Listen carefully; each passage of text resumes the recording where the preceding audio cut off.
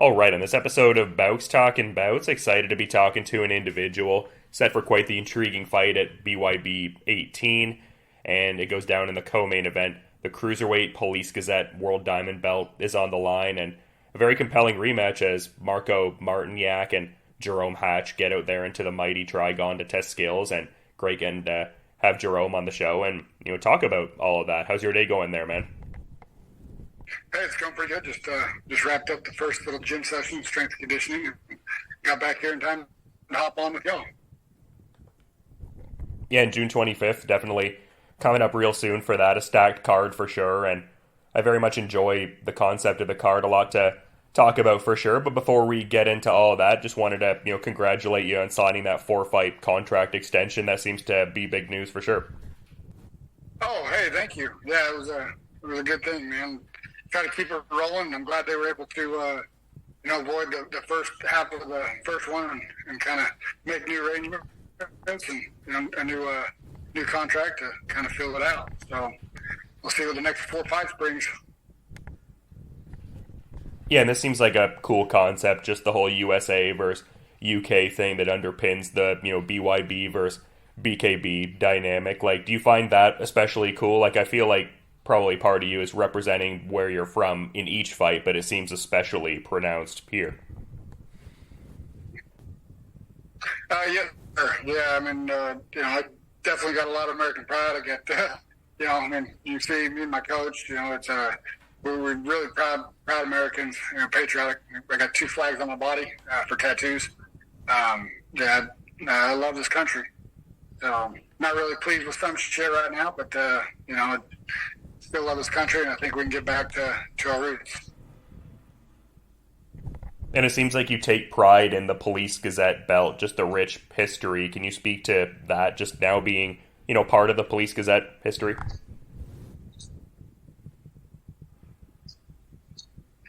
Yeah, it was. I didn't realize how big of a deal it was when I went to go and fight for it. Like, it was just another fight for me, and that's what it will always be, is just another fight. Cause there's no one fight that's more important than the other. I've had a dynamic change in my mental state over the last year, and I think things have really fallen into place with that.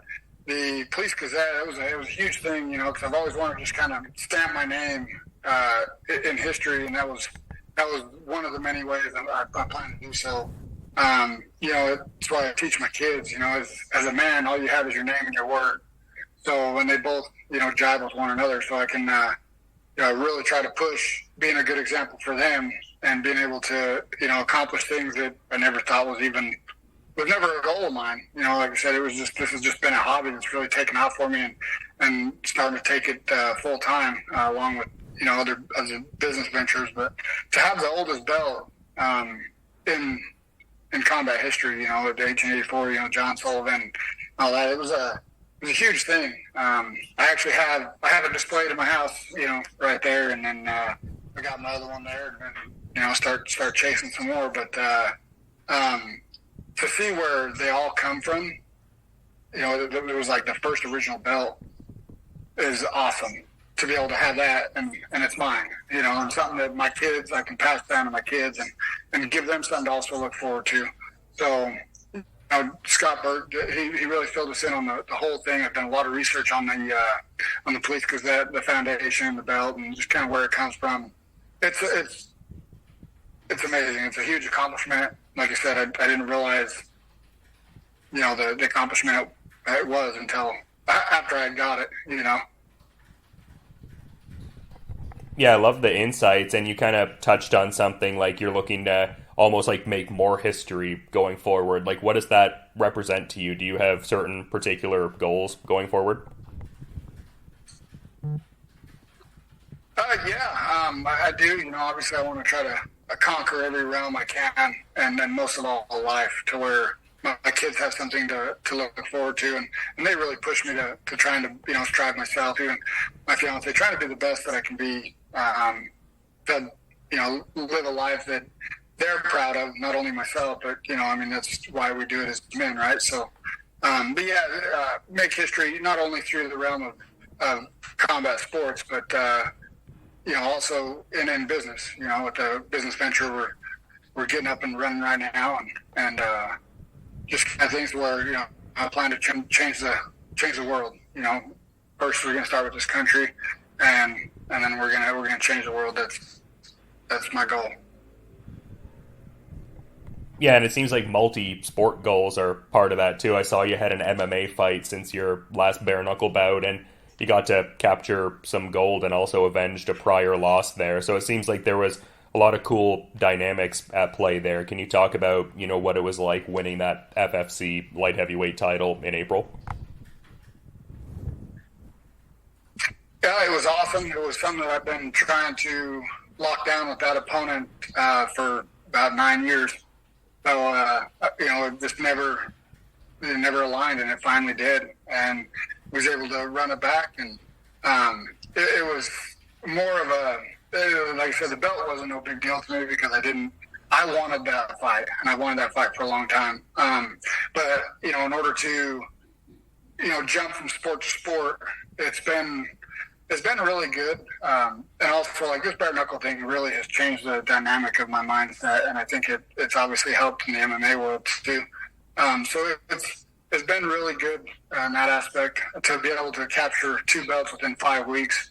It's a good accomplishment. Like I said, I never look at things and think, oh, it's just kind of what cards are placed in my lap, placed in my hand, however you want to put it. And, I always stay ready for the most part. So, I'm always there, always down. They call me a couple days before, and I'd be ready to roll. Yeah, for sure, and a lot to touch. Also in 2 different weight divisions as well. Yeah, very true, showing the versatility just with you being the bare knuckle cruiserweight champion and that light heavyweight belt in MMA. So love to see that for sure, and definitely a lot to talk about with this rematch, but wanted to touch on the first fight a bit for sure, just to kind of set it up. One of the aspects you talk about making history, just that one being in Dubai and bringing the sport of bare knuckle out to there. Like, what was that like, just kind of, traveling there and just being part of something like that?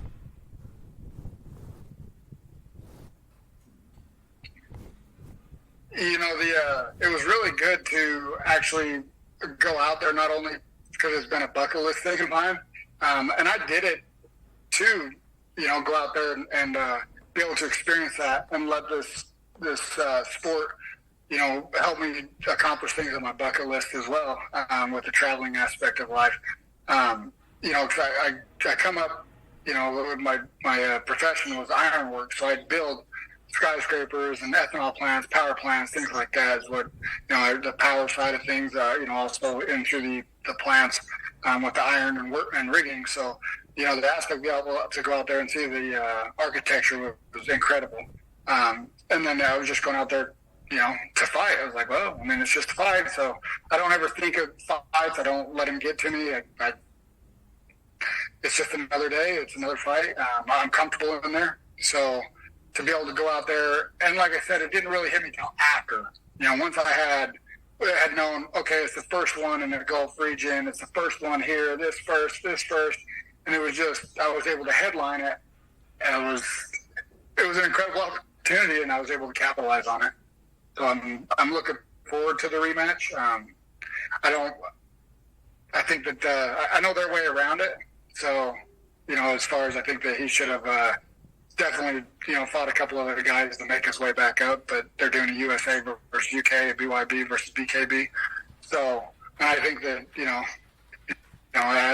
as usual, the Americans are going to come out on top. No disrespect to the UK or to the people there. It takes a man to get in there and fight. But, I believe in the team that we have with BYB, and I believe in the Trigon. It's definitely something that gives us the upper hand as well. So, and to be able to do it the first ever Ryder Cup, Police Gazette Ryder Cup that they're doing, that's an incredible accomplishment too. So it's good to be able to be a part of that, bringing that home as well, along with bringing my belt back home. Yeah, I think it really serves the growth of the sport overall, having these cross-promotional events like the best BYB guys against the best of BKB. So I think it really elevates the sport overall. I agree with that. I haven't watched any of the other guys fight. I said for being somebody that's in the combat sports world, I rarely watch anything. I don't watch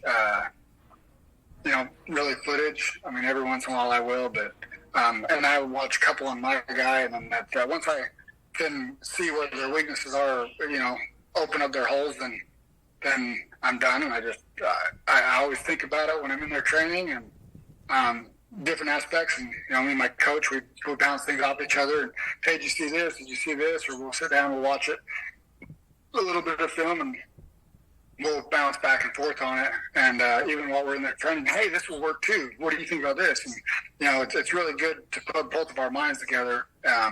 And he just knows how to perfect it. I can have an idea, and he puts it into play. So, but I think the cross-promotional thing, I think it's huge, not only for the sport but also for both promotions. As far as elevating them both, and getting them the I guess whatever, get them noticed more. You know what I mean? I can't think of that word, but where they can really spread their name and be able to get their names out there, along with all the fighters too. Yeah, absolutely. And you kind of, touched on it a bit there, like sort of saying maybe he should have gotten a couple before this rematch. Were you almost surprised that this rematch came about so soon, just the emphatic nature of your first round finish in the initial fight?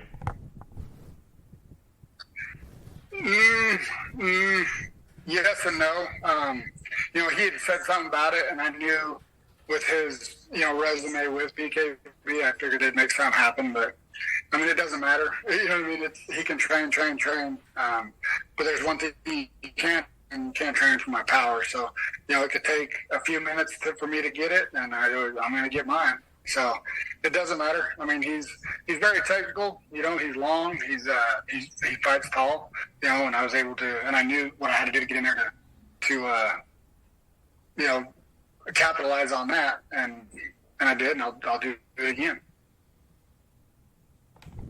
Yeah, it seems like the Mighty Trigon lends itself to your fight style. Like you talk about him fighting tall and fighting long. I feel like maybe there's not as much space to do that in the Mighty Trigon. So, I mean, it seems like it would kind of favor your style a little bit. Like, have you found that in your performances in BYB so far? It would seem to be based on the results, but curious to ask you about that.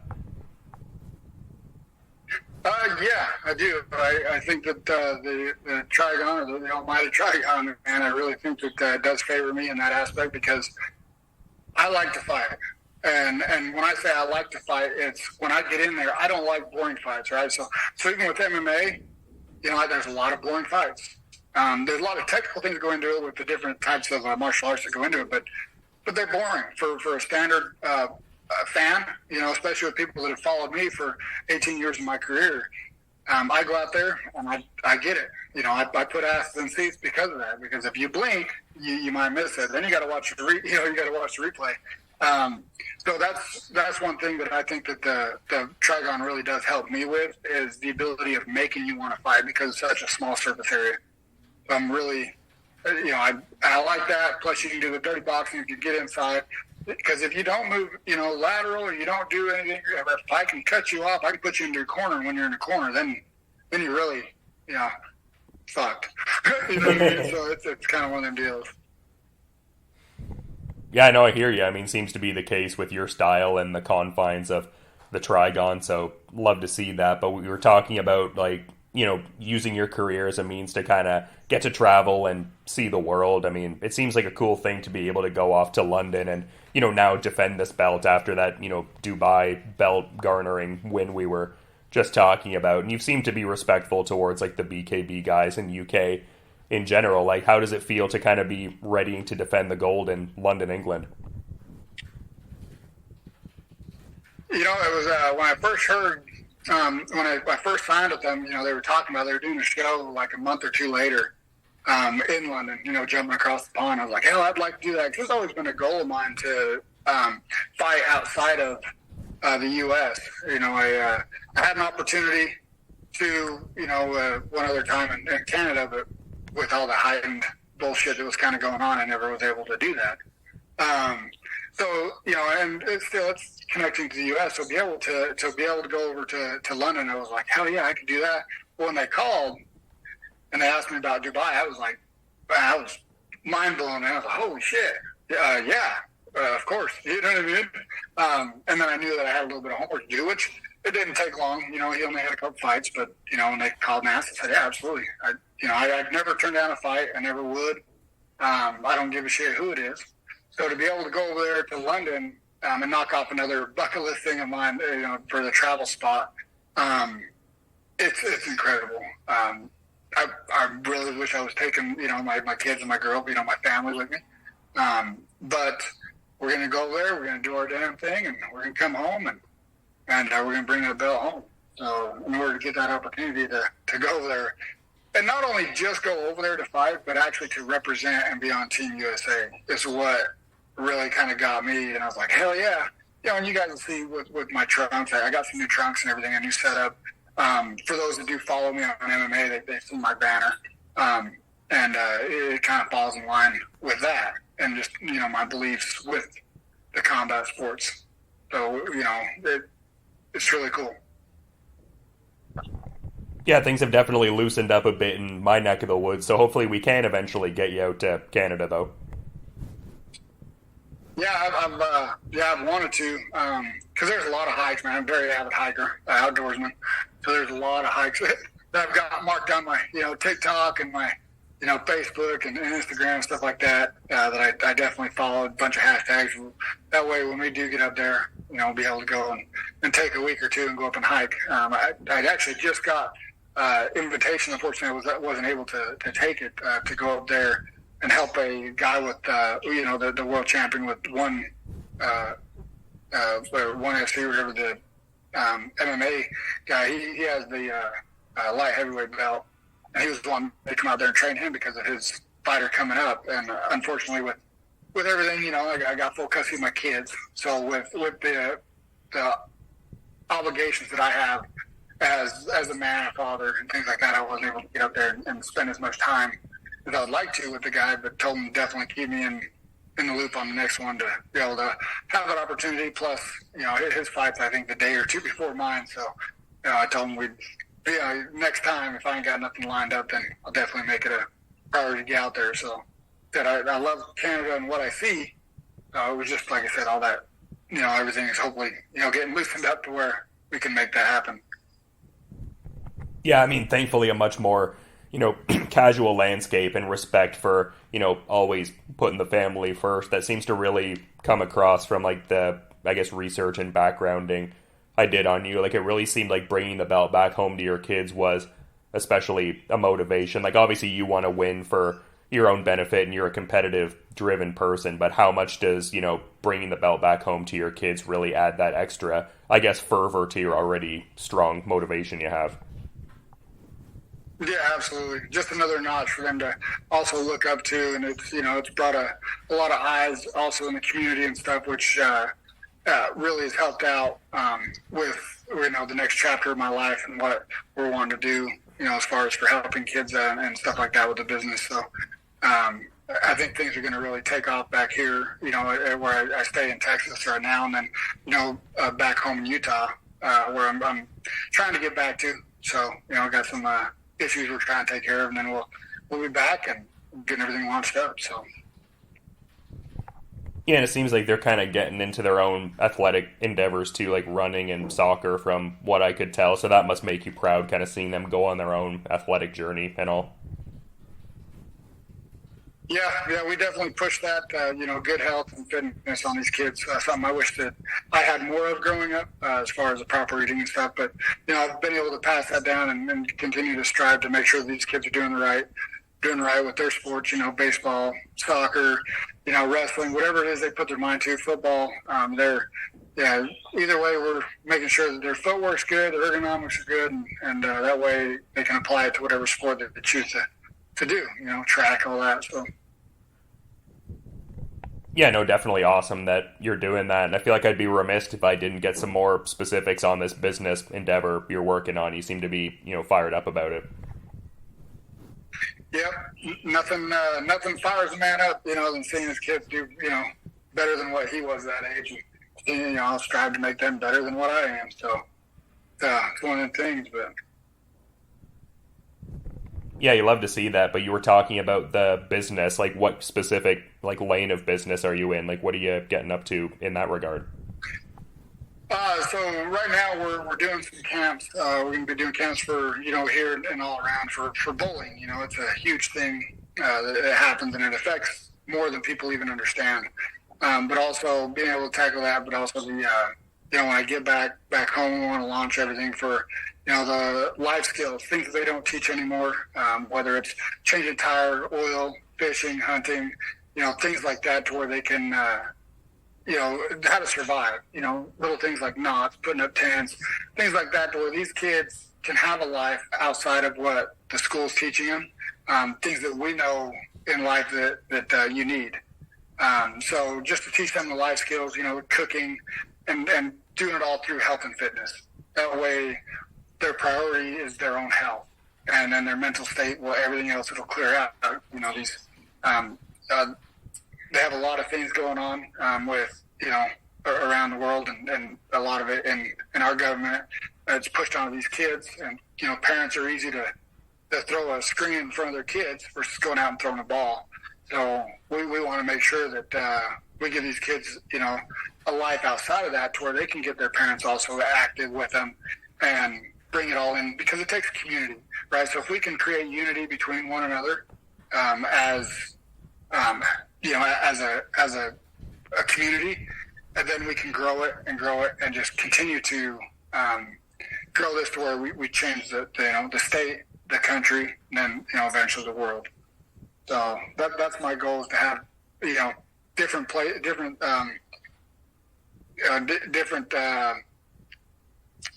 businesses staged throughout this country in order to achieve that. So that's our main goal, is to create unity and through health and fitness and life skills. So. Well, it sounds like a great effort. I mean, definitely good to get out there and, subvert bullying, and someone in your position, I think, can really serve a lot in that regard. But I guess just trying to be mindful of your time here, like one of the last questions I have here, Jarome, because you've got quite the emphatic bare knuckle record, 3-0, all wins via first round finish. Are we expecting that trend to continue on June 25th? Yes, sir. Yeah, I do plan to take him out quick. I know that the last time I come in, kind of sloppy. He was able to he tagged me once, really good, and dropped me. The other time I was on my back of my heels, but whatever. They counted it. It doesn't matter. Hit me right in the eyeball, and I couldn't catch I couldn't see out of my left eye. So finally, after I was trying to parry it, and he caught me a couple more times after that, I still couldn't see. So I just finally said, well, fuck it. So I closed my eye and started, just kind of went in for it at that point, and just, fell back onto my natural instincts of what I've trained for. My coach, we've done this, and to where it's just muscle memory. So I mean, no disrespect to him, but with the training and stuff that I do with my coach, and the things that we do, I could do with my eyes closed. So, and that's the thing, with this rematch, I've always made the joke, but I'm serious too. They brought out the option on the last one. This time they better bring the casket, because I'm not messing around with this guy. For him to want to take the rematch, and I only hit him twice, so that's fine. He's got a whole new world coming. So just hope that he goes out quick, or he's going to take a beating. Well, I was excited for this rematch before talking to you, but definitely, increasing after hearing your insights, man. And like I said, I want to, be mindful of your time and schedule. I appreciate you coming on, but curious if there's maybe a final parting thought you might want to add as we're kind of wrapping up here, Jarome.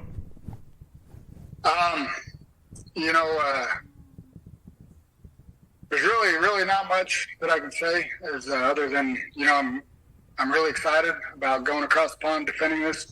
I'm really excited to go and really settle it, and put it to ease, to where he knows that he ain't got a chance of beating me. and he'll never want to step in the ring again with me when I'm done with him on this one. I'm already in his head, nonstop.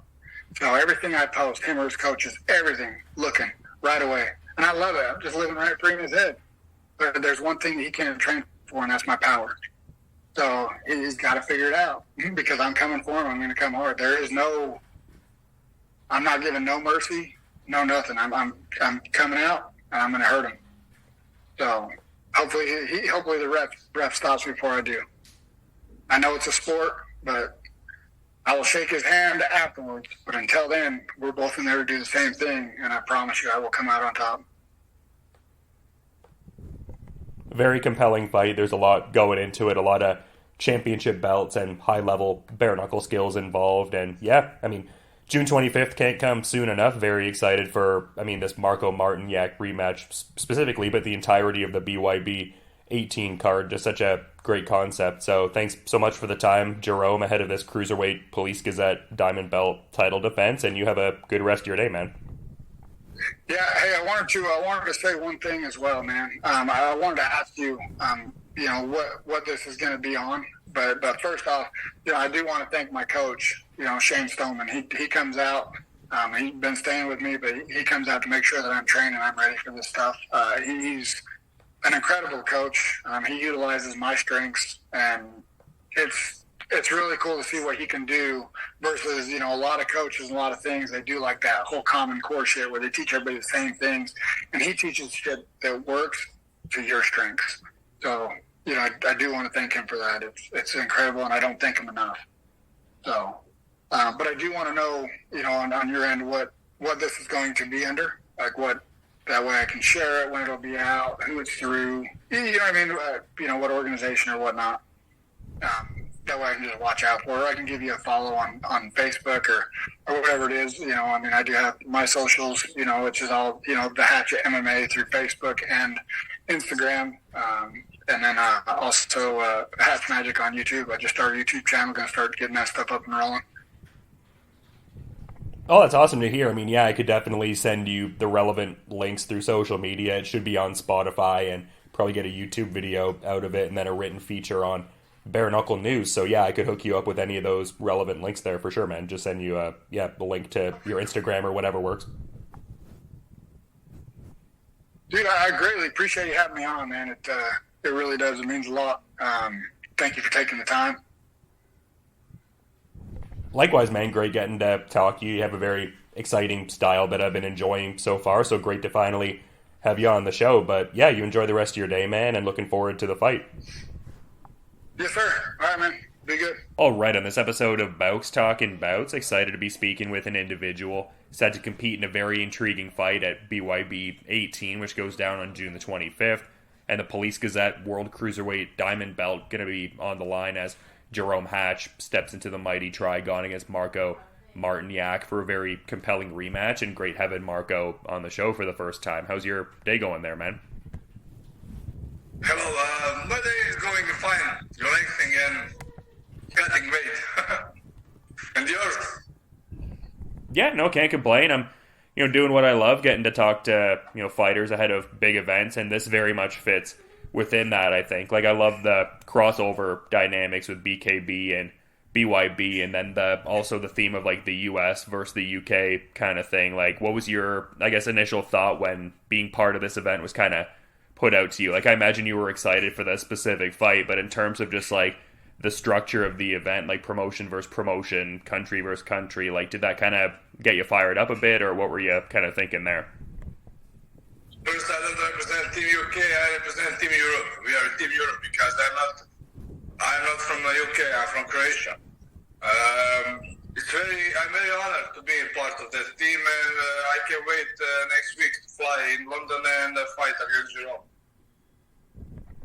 Yeah, for sure, and that was kind of in something I was going to touch on a little bit, because a lot of the marketing is kind of framed with that US versus UK dynamic, but very much representing Croatia for sure, so this seems kind of like another opportunity to be able to do that. Like, I imagine each of your fights, there's a certain sense of wanting to represent Croatia, but it seems like the promotional material for this is very much like, rep where you're from, like that kind of thing.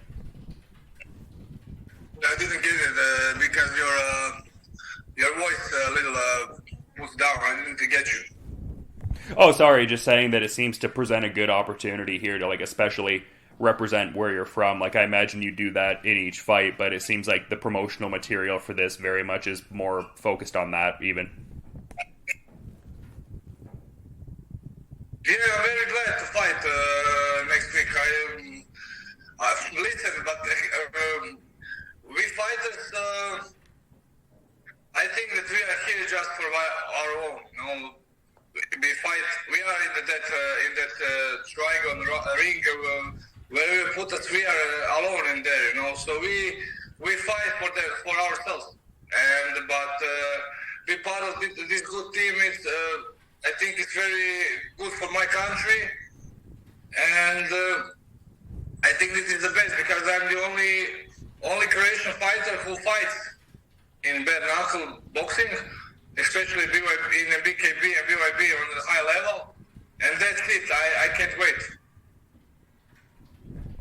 Yeah, for sure, and I mean, very much, you know, seemed like a cool opportunity last time out. I mean, maybe based on a podcast interview I was listening to, maybe it was kind of inconsequential. Like, it seems like you're down to kind of fight wherever, but just like the historic, you know, Dubai card, just getting bare knuckle out there. Like, was it sort of cool in a way to kind of be a part of something like that, though? Like, just getting to travel, or is the location kind of inconsequential and you're just like, oh, whatever, I'm just down to fight? Listen, usually I fight in Europe. I didn't fight in America. I didn't fight in Asia. I didn't fight. So Dubai was a perfect opportunity for me to travel in the Middle East and fight there and promote myself there. But to be honest, I want to forget that Dubai because I lost Jarome. So it is like a bad memory for me. Were you almost expecting to get this immediate rematch, though, like a chance to kind of rectify what happened in that initial fight with Jarome Hatch? Like, can you, I guess, give your thoughts in that regard? Listen, fights went like went.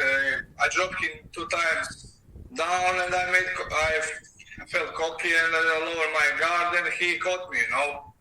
And after the fight, when they were stitching my ear, I talked to Jim from BKB, to him, and I told him, listen, tell the Mike I want a rematch. I want to immediately rematch in June because I know I'm a better fighter than him, you know. And he caught me 2 times. 2 times it was enough to knock me out. But personally, everybody who saw the fight, who are not the fans of Jarome, and the guys who are neutral, said I was a better fighter and I should get that rematch. And I get that rematch and I'm very happy because of that. Some of the guys who listen, it was a heavy knockout, you know. It was the first time somebody knocked me out like that because I have over 400 fights in boxing, amateur boxing, kickboxing and stuff like that. And somebody would rest like 6 months, no sparring sessions, no nothing, but not me. My head is crazy, and I said to them, I want to, if they want, I want to fight the next day. I want to fight him, so I have no problem with that.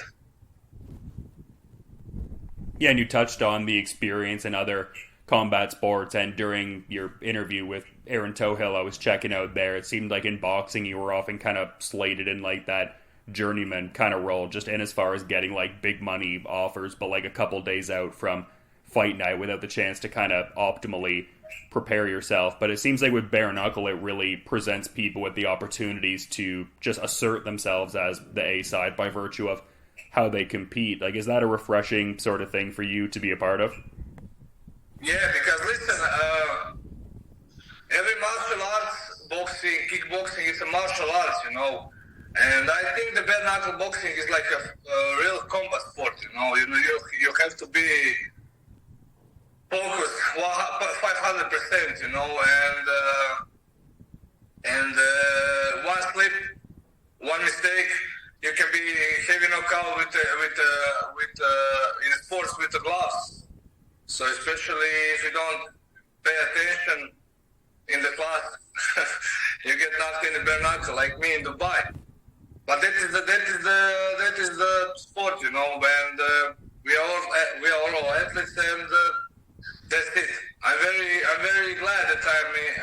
BKB, and so I can prove myself. Every fight I want to prove myself as the best. Yeah, and it seems like you see the growth potential in the sport too, because it looked like for a couple of years you were competing in gloved boxing and bare knuckle at the same time, but since March 2018 onward have seemingly like solely focused on bare knuckle. So it really seems like you see the upward mobility in this sport. Yeah, this is my home, because listen, I'm with BKB from September 2016, I think. That was the first BKB legal event, so I am with them from there. So I think you have to be a very, very good technician. You can have a solid amateur career and not so good professional career, but it's not the matter. So if you're not so good in the professional boxing like me, I was journeyman. You can be the best in bare knuckle. So there is no rules, but I always think that better technicians, school guys, are better fighters than brawlers. Yeah, and I was noticing that and doing my backgrounding on you, like just in the sense of you competed on BKB 1, so I feel like it's really cool that you're kind of part of this team and kind of representing the brand in that regard, and it seems like they're really growing in terms of like the North American awareness. Like I feel like people in North America knew to a degree what BKB was doing, and obviously a great foothold in Europe and have been doing it for quite a while now, like the longest modern bare knuckle promotion at this point. So I guess can you speak to the growth of the company there, since you were someone who fought on that inaugural card? But listen,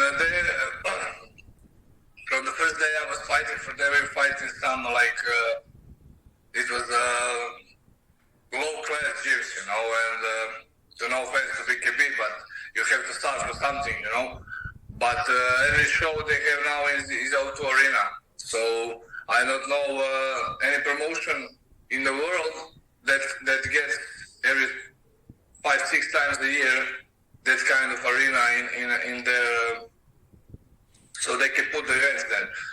And I'm very glad because I love BKB, I love to fight, I love to bare knuckle, and I'm very happy because I'm the team of Team Europa, and that is it. Yeah, and like I was kind of touching on a bit before, I feel like this partnership has really kind of just helped uplift the sport overall. Like I love the BYB and BKB crossovers. Like I've seen individual talents kind of go back and forth on previous cards even from this, but seems like an ambitious effort with this like Ryder Cup-esque kind of, our guys versus their guys kind of dynamic. Can you speak to, I guess, like the benefits of that, cross-promotional dynamic? I would think that would be good for you as a fighter, just a chance to fight the best talent across two different promotions. Yeah, I like that, because when I fought Chad Kelly, I didn't know that he's a BYB guy, I saw his fights, but I didn't know that he has contract with them. I was thinking he was also a bare knuckle BKB fighter. So it's really good because the best of the best can match each other.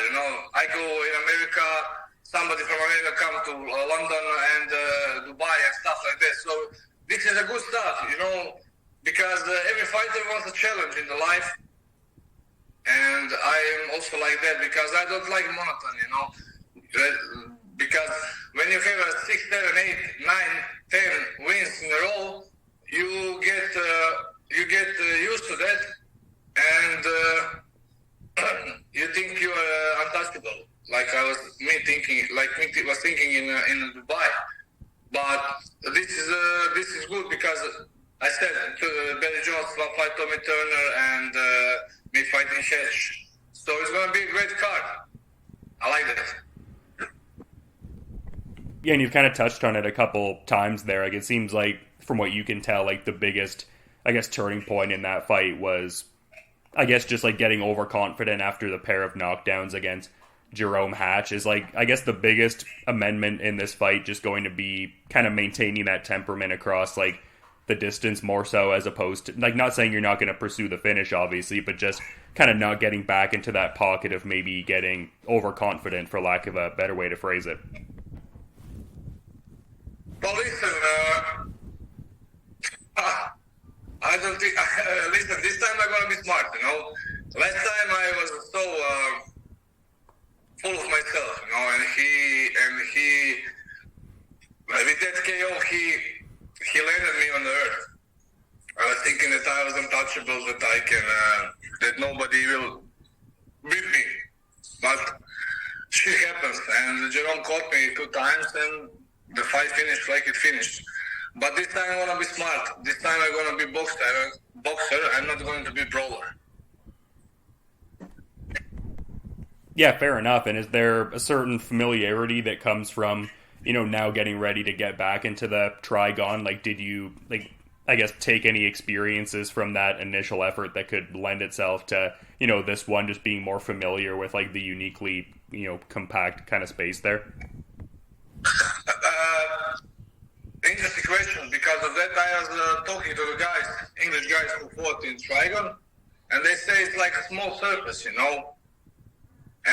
when they put the ring in Trigon in Dubai, I was, oh my God, this isn't so much space, Okay, you have 3 angles, not 4, but if you are a boxer like me, you don't need so much space. You need 1 meter and that's it. 1 meter to put your distance and that's it. Because he's lower than me and I know what I have to do. And I don't think that the Trigon is so scary like they were saying. For me, it's cool. I like it. I like it. Yeah, and just such a cool fight here. Like, I was talking to Jarome the other day and just talking about, not only is it a compelling rematch in that sort of sense, but just the amount of titles that are, kind of caught up in all of this, just being the fact that you're the BKB World Super Middleweight Champion and, the Police Gazette Cruiserweight belt being on the line here. And such a rich, lengthy history with that Police Gazette belt. Is that something that would hold a special level of importance to you, just kind of being, I guess, interwoven into that rich history of the Police Gazette belt if you get your desired outcome here? Well, listen, I'm already I am BKB Super Middleweight and Police Gazette Super Middleweight Champion of the world, so the BYB and BKB have some similarities with the weight, but they call cruiserweight, we call middleweight. So I think it will be the best that the organizations have some same weights, So there is no confusion with that. And listen, every fight I fight is for the title. I have like 9 fights in BKB in bare knuckle. First fight was for the belt. Third fight was for the belt. And every fight from there, I was defending my cruiserweight belt, and then I won in December super middleweight 2 belts. So yeah, I like belts. So everybody likes belts. Yeah, probably. You got like a space on the mantle kind of dedicated for this one. Like, are you going to be setting something up late June if you get this belt and everything like that? You already got a spot mapped out for it or something? Do I have a spot in my home for the belt or what? I didn't get you. Yeah, I'm just saying, do you got like a spot on the mantle kind of mapped out for the belt if you get your... Right behind me. They're all my belts, but look, this is my belt. This is first BKB, and this is Police Gazette somewhere here, and medallion. But my belt, also from BKB, is at my friend's house. He's keeping it, and I don't know where is my WKF World Kickboxing belt. It's somewhere here at my parents' house. So I have a nice collection of the belts, and I keep it coming for them. Yeah, definitely an impressive collection of titles across a few combat sports, but a fellow Croatian that also shares in that distinction of having multiple belts across a few combat sports is Mirko Krokop, and I'm curious to kind of get some insights from you in that sense, because from watching your Aaron Tohill chat, I understand you grew up watching Mirko and have since kind of become a good friend of his. Can you kind of talk about that timeline from like the fandom to, I guess, becoming good friends with Mirko Cro Cop? Listen, I can't tell that I'm so good friend with Mirko, but we knew each other and we did couple of trainings together. And one time I was supposed to go to his gym, and maybe there, if I did that, maybe I would be at the part of his team. But unfortunately, the life pushed me in another way, and I couldn't get that day to his gym. And listen, every Croatian fighter will tell you he started to fight because of Mirko Cro Cop. I didn't start to fight because of Mirko Cro Cop. I started to fight because I was a problematical child. And I was good. I was the bad behavior. I started fighting on the streets, and I was going to the football matches, and that is how I started to fight. To compile my bad energy is something good.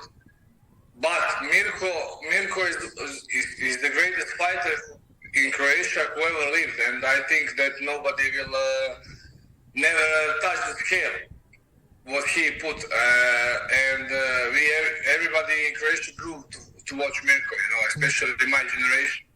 This younger generations, they have some new idols. We have like Pedro Emelianenko, Mirko Cro Cop, Minotaur. That is the guys who I watched when I growing up. But Mirko is our best of the best, and I think that nobody will do things what he did. Yeah, no, I hear you, man. Like, I'm a Canadian guy, but Mirko Cro Cop was one of the first guys that really got me into combat sports, and I mean, really one of my favorite fighters as we still kind of talk about it today. So I get what you're laying down there. Such a great run of highlights and stuff like that. I mean, very few guys that kind of had that level of ferocity and impact and skill. Yeah, I agree with you. I watched his highlights like a million times in my life. Yeah, no, same. I can definitely undulate with that sentiment there, but I got to get the insights on the nickname here because I quite enjoy it, the synchronicity of it, just the marvelous Marko Martinjak Triple M. Like, who gave you that moniker? Like, what's the backstory of the nickname? Listen, I fought Michael Ferry in my first BKB fight, and I was like 102 kilos, and Ferry was like 117, something like that, And I lost that fight via stoppage in the third round because he was heavy. He was pushing me. He punched me in the lunge here, and I was like, I couldn't get breath, And Jimmy Sweeney, the king of BKB, we are very good friends, and we are from BKB 1. We are like homies, like brothers, and it was like on the Facebook was which nickname we should give to me, and they put Marvelous, guys that he voted for them, and so because of that I am the Marvelous Marko Martinjak Triple M, That's like a sympathetic story. Yeah, I love the alliteration. Triple M always gets me fired up. Any nicknames like that, like Triple H, the wrestler, like I'm always down for stuff like that. There's a certain synchronicity. Another one, yeah, great boxer. Definitely a guy I very much enjoy watching too. He's had some great throwdowns over the years. I love him. Golovkin is machine. Oh yeah, truly. I mean, just a great representation for Kazakhstan and one of the most exciting middleweights ever, certainly of this generation. But I feel like you very much bring an exciting style to the ring, as evidenced by the fact that you've never once gone the distance in a bare knuckle bout, from what I've noticed. Does that trend continue on June 25th? Listen, in my fighting career, too many fights were robbed by the judges, Like in professional boxing, I fought in Italy, and I won against a guy, and he won against. Obviously, I won, and they gave him the one. So I don't like that. So I'll never leave stuff to judges, and I always go for the win. Listen, but this time I'm gonna box. I'm not going to go to get into brawling with him. I'm gonna box him. I'm not going to pushing something. I will let it with the flow. Yeah, I love the mentality for sure, and been great getting to talk to you, Marko. I feel like we've covered a fair bit of territory here, but curious if there's maybe any final parting thought you might want to add as we're wrapping up here, like maybe something we didn't touch on, or just like a final parting thought in general. No, we talk about everything, and I just want to say to the fans to come to the O2 Arena next Sunday. They're gonna enjoy, buy the pay-per-view, and see you. Yeah, it's a stacked card, BYB 18, and very excited for June 25th. A lot of compelling bouts on this card, and certainly a very compelling one that's very much at the top of that list is the rematch between yourself and Jarome Hatch. So excited to see how that Police Gazette cruiserweight diamond belt fight goes and everything like that. But moreover, just appreciate you making some time to talk before the fight, man. You have a good rest of your day, Marko. Thank you, and thank you for inviting me.